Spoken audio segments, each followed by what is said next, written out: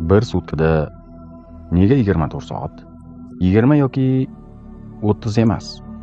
Shu savollarga javobni hech o'ylab ko'rdingizmi?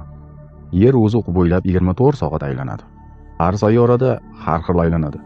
Merkuriyda 1416 soat, Marsda 24,6 soat, Venerada 5832 soat, Yupiterda 909 soat. Yillik muvozanatga Yerning kun aylanishining orbitasini uzunligiga bog'liq bo'ladi.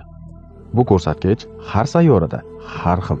Merkuriyda 88 kun, Venerada 225 kun, Yerda 365 kun, Marsda 687 kun, Yupiterda 12 yil, Saturnda 30 yil, Uranda 84 yil, Neptunda 165 yil, Plutonda 248 yil.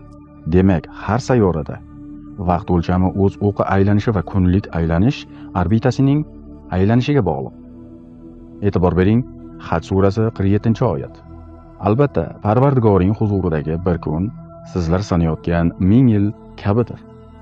Bu oyat orqali Alloh taolo vaqtni doimiy emas, belgili faktorlarga qarab o'zgarishini ko'rsatadi.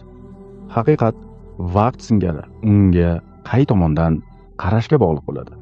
Endi shu oyatga 1000 yil o'lchamni har sayyoraga taqqoslasak, Allohning huzuridagi bir kun Merkuriydagi 4148 yil, Veneradagi 1622 yil, Marsdagi 531 yil, Yupiterdagi 83 yil, Saturndagi 30 yil, Urandagi 12 yil, Neptundagi 6 yil, Plutondagi 4 yil bilan tengdir degan natija chiqadi.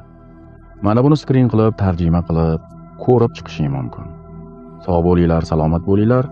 Kuningiz ajoyib bo'lsin. Har biringizning kasb-koringizga baraka bersin. Самое главное shu.